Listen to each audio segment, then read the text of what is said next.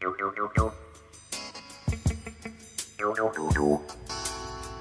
this is Veston speaking, and welcome to the first installment of what could be my newest project, Veston's Review Show. And where I review just about anything, from cartoons to live action.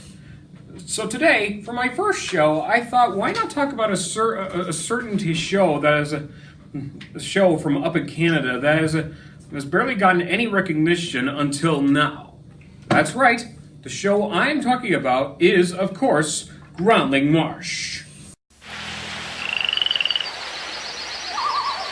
When Fraggle Rock became a smash hit, especially with their 1993 home video releases from Jim Henson Video, the Portfolio Film and Television tried to capitalize on that market and trend by introducing us to the world of Groundling Marsh, a magical swamp where the creatures who live there are called groundlings, and each and every one of them has their own unique personality and different traits. For example, let's start by going through the characters one by one. The main groundling of the show, Galileo, is an explorer who spends most of his time exploring and discovering things in the marsh. An interesting fact I should mention about this character is that he is performed by none other than the voices of Moo himself, Gord Robertson. In fact, if you listen really closely, you can somewhat hear the lemur in his voice. If it is true, open it. I dare ya. Vookie, Vookie, Vookie. The pixies had no ears. Oh no, it was the elves who had no ears. Well, anyway, they were crazy for nuts. So I used to be afraid of grizzly bears because I didn't know them. But now that I know them, I'm not afraid of grizzly bears anymore. Other characters include Maggie, a tomboyish, energetic little girl who spends most of her time swinging on vines, hanging out with Galileo, and sometimes getting herself into a bit of trouble. I thought I was in trouble. Hegdish is the marsh's resident trickster and dog-like creature, and he has a tendency to pop up here and there, pop out of nowhere every once or twice an episode. And he often has a tendency to temptate the other characters into doing some bad deeds. Did somebody mention my name? He's not that bad, however. He's just more, how you say, misunderstood. That last step was a doozy. Mudslinger is the two-headed weirdo of the marsh.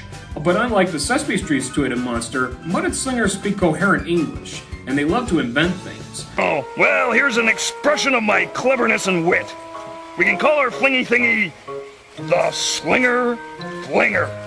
Don't you just love it? Well, I'd love it more if it was the Mud Flinger. As well as giveaway stuff that you want to give away to them. Echo is the wise lady of the forest. She's sometimes there to help the others solve their problems.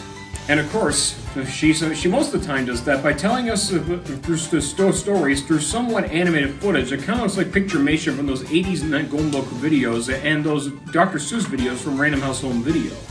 Thankfully, though, she only tells a story once a show, so I can tolerate that. Stax is the know-it-all robot of the marsh, attached to a computer that was created from Galileo through a lightning storm.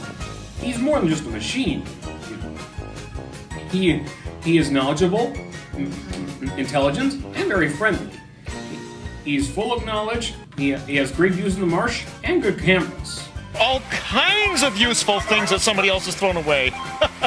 Maggie, you won't believe the software I found. And last but not least, there's Crystal. She is the undergroundling of the marsh, and not much is known about her, but she's a fashionista and Echo's grandniece. Crystal, Sorry I scared you, Hagdish. don't be ridiculous. I knew it was you all along. Yeah, sure you did. But what are you doing here anyway? Oh, I was just in the neighborhood, so I thought I'd drop in.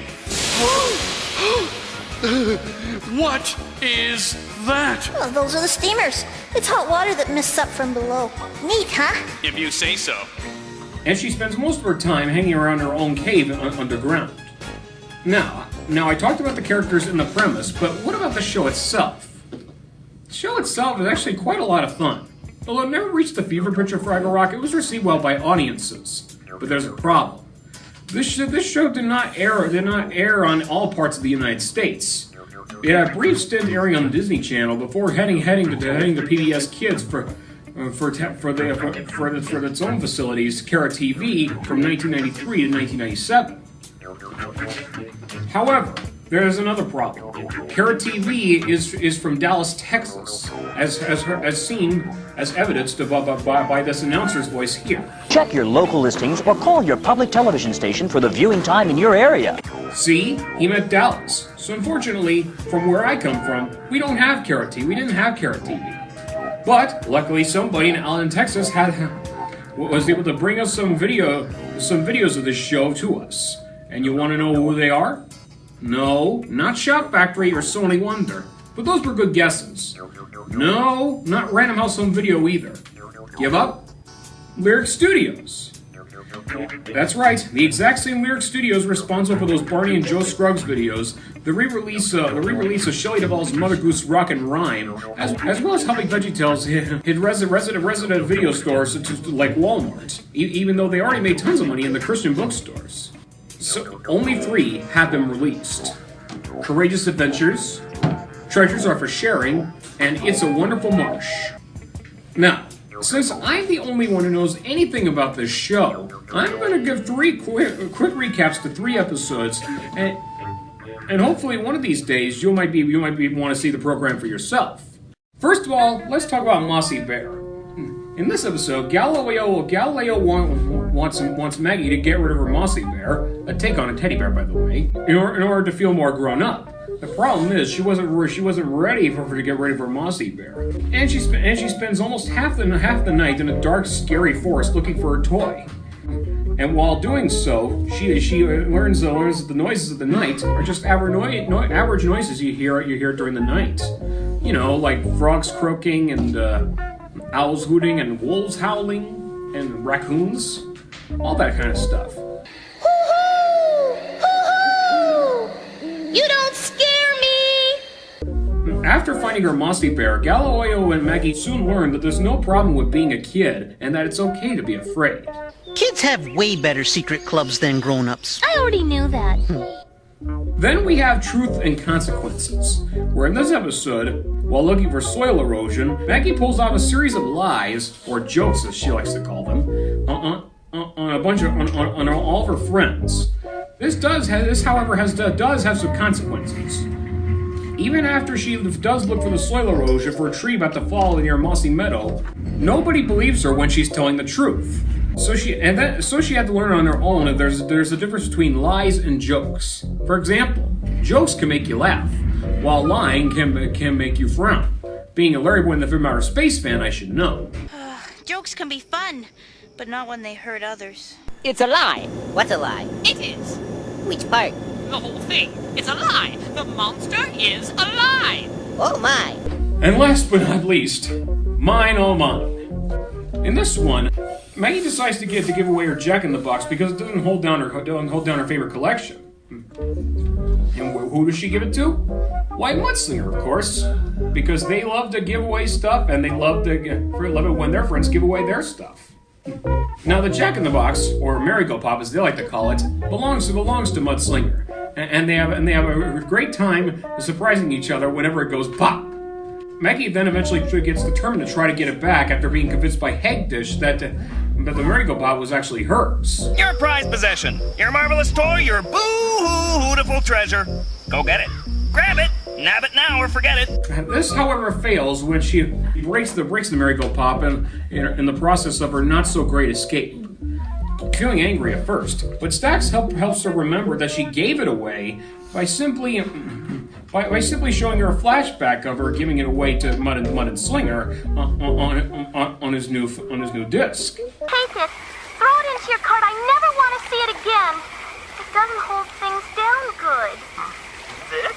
Are you sure? Oh, it looks wonderful. Looks like... Oh, it's a beauty. Dirty and sticky and ugly. Oh, I don't want it anymore. Besides, I only like pretty things. How did you do that? To tell you the truth, I'm not sure. It's my new disc. This of course makes Maggie feel guilty and feel sorry about her actions. So she had to go apologize to Mud and Slinger for what she had done wrong. I'm Can I hold it? Well, we already decided to share the merry-go-pop with you. You did? Oh, let's try it again. Yeah, okay. Yeah. Oh boy, oh boy, oh boy, oh boy. So I guess the moral of the story was that you should be accepting that you gave away something that was once yours to someone else's, and you can't take things back once you blurred them out. As the Bible once says, "He who is greedy for gain troubles his own house." Proverbs 15:27a. So I guess when Maggie was so desperate to try to get that merry-go-pop, it made her a very grumpy girl. Am I right? I want my merry-go-pop. Maggie. I want my merry-go-pop. Maggie! Anyways, I have the Jack in the Box I want to show you because I was reminded. Want to see it? Oh, good.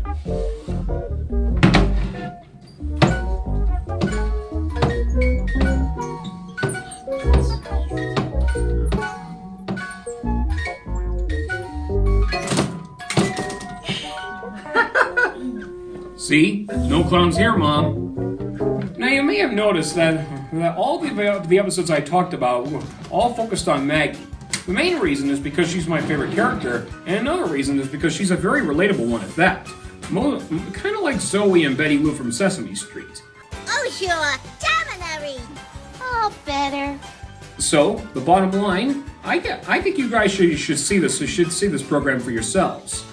It could get you love the bizarre looking world, as well as absorb the lessons about bravery, courage, cooperation, honest, caring, friendship, responsibility, protection of the environment, and honesty.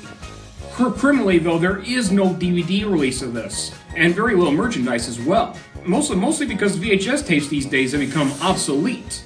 But the good news is that several episodes of this show are on YouTube, so you can find them anytime you want to. In fact, I'll leave a couple of the episodes I mentioned in the link below in the description. Now, this recommendation is also for all those people who have the video cassettes of the show. Give a watch and see why this show is perhaps the most underrated but also enjoyable show that ran from 1993 to 1998. The Groundling Marsh. Groundling Marsh, living proof that Mother Nature has a sense of humor.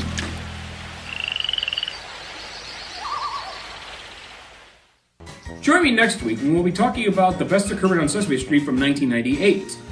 And be sure to stay tuned to this channel. So until next time, stay sharp, stay smart, and always look at things that I recommend.